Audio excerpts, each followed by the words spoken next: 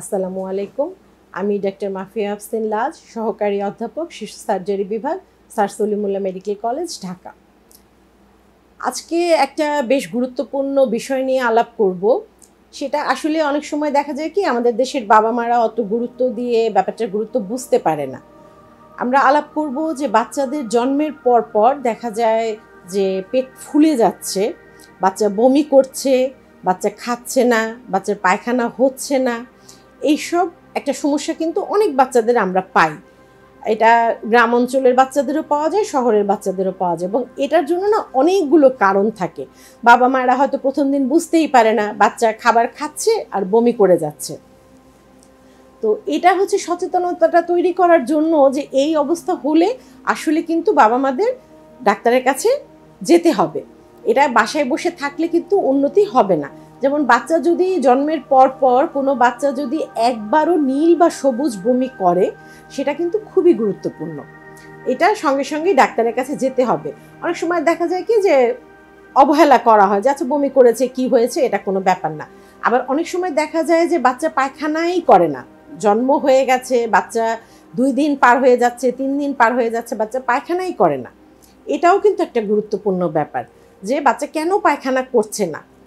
তো এই জন্য আমরা তো সবসময় আজকাল রুগীদেরকে মানে অ্যান্টিনাটাল কেয়ারটা তো জানেনই, এটা তো ফ্যামিলি প্ল্যানিং খুব ভালোভাবেই আজকাল দিচ্ছে, যে বাড়ি বাড়ি গিয়েও কিন্তু মায়েদের কাউন্সেলিং করা হচ্ছে যে বাচ্চা যেন হোম ডেলিভারি না হয়ে যেন হসপিটাল ডেলিভারি হয়, হসপিটাল ডেলিভারি হওয়ার পরে যেন বাচ্চাকে একজন ডাক্তার অ্যাসেস করেন, মানে দেখেন। অনেক সময় দেখা যায় কি যে বাচ্চার হয়তো পায়খানার রাস্তাই তৈরি হয়নি, তো বাচ্চার পায়খানার রাস্তা না হলে পায়খানাটা কোথা থেকে করবে।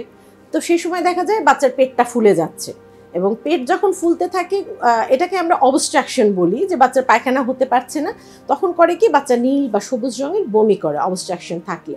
এগুলো কিন্তু খুব সিগনিফিকেন্ট, মানে গুরুত্ব দিতে হবে, তখনই সঙ্গে সঙ্গে বাচ্চাকে নিয়ে হাসপাতালে চলে আসতে হবে। যত দেরি করবে তত এই অবস্ট্রাকশনের কারণে হয় বাচ্চার সারা শরীরে ব্যাকটেরিয়াটা ছড়িয়ে পড়ে, যাকে আমরা সেপ্টিসেমিয়া বলি। তো সেপ্টিসেমিয়া একবার ডেভেলপ করে গেলে কিন্তু ইমপ্রুভ করে আনা সম্ভব না। কিন্তু এটা দেখেন আমাদের জন্য কতটাই সহজ ছিল যদি আমরা শুরুর দিকে আসি, এবং এই সব রোগের চিকিৎসা এখন আমাদের বাংলাদেশে হচ্ছে। একটা সময় ছিল যখন এগুলোর চিকিৎসা আমরা দিতে পারতাম না। ছোট বাচ্চাদের বিশেষ করে জন্মের পর পর 1 মাসের মধ্যে, মানে 28 দিন বলি আমরা, নিউন্যাটাল এজ, এই সময় বাচ্চাদের অ্যানেস্থেশিয়া দেয়া, মানে অজ্ঞান করা বা অপারেশন করা খুব ডেলিকেট একটা ব্যাপার ছিল। কিন্তু এখন আমরা অনেক এগিয়ে গেছি। বাইরের দেশের সাথে সাথে আমাদের দেশের শিশু সার্জনরা কিন্তু বেশ দক্ষতার সঙ্গে এই কাজগুলো করছে।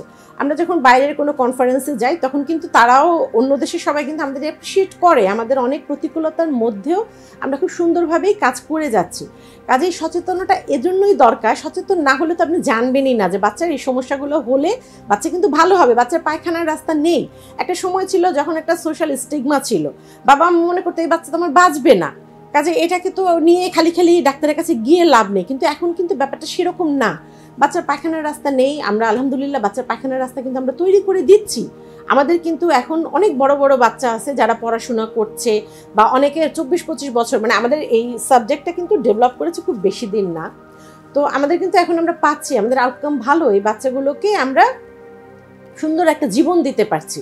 কিন্তু যদি আমরা না দিতাম বা দেরি করতাম বা অবহেলা করতাম, তাহলে কিন্তু বাচ্চাগুলো বাঁচতই না, তাই না? বা একটা ক্রিপল বাচ্চা হিসেবে বাবা মার কাছে থেকে যেত। তো কারণ অনেকই থাকতে পারে, কিন্তু মেইন কথা হচ্ছে যে আমাদের মনে রাখতে হবে বাচ্চার পেট যদি ফুলে যায়, বাচ্চা যদি পায়খানা ঠিকমতো না হয়, বাচ্চা যদি নীল বা সবুজ বমি করে, বাচ্চা যদি ঠিকমতো খাওয়া দাওয়া না করে, তাহলে অবশ্যই কাছাকাছি একজন এমবিবিএস ডাক্তারের সঙ্গে অন্তত যোগাযোগ করতে হবে, এবং উনি বুঝে সেটা একটা ভালো উন্নত রেফারেল সেন্টারে রেফার করবে। এই বাচ্চার যদি অপারেশন লাগে সেক্ষেত্রে যেন বাচ্চার অপারেশনটা করা যায়। হেলথ24কে অনেক ধন্যবাদ এত ইম্পর্টেন্ট একটা বা গুরুত্বপূর্ণ একটা টপিক নিয়ে আমাকে আলোচনা করার সুযোগ দেওয়ার জন্য।